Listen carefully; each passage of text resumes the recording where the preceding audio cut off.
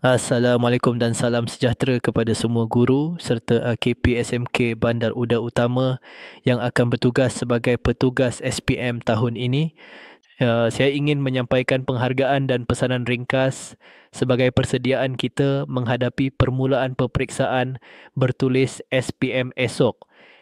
Kepada ketua pengawas dan para pengawas peperiksaan yang akan bertugas di sekolah-sekolah lain, saya berharap agar tuan-tuan dan puan-puan menjaga rutin hari ini sebaik mungkin. Pastikan waktu rehat mencukupi, tidur awal malam ini dan bersedia dengan penuh disiplin serta profesionalisme untuk menjalankan amanah besar mulai esok.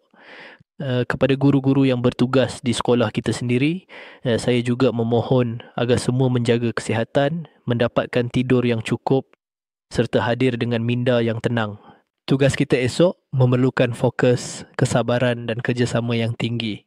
Begitu juga kepada AKP yang akan bertugas, saya mengharapkan komitmen dan ketelitian seperti selalu. Peranan anda amat penting bagi memastikan kelancaran operasi sepanjang peperiksaan berlangsung. Saudara dan saudari sekalian, tugasan SPM bukan hanya rutin tahunan. Ia adalah amanah negara.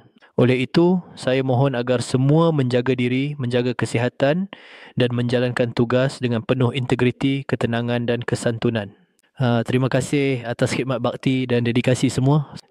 Semoga Allah permudahkan urusan kita dan melancarkan perjalanan SPM tahun ini.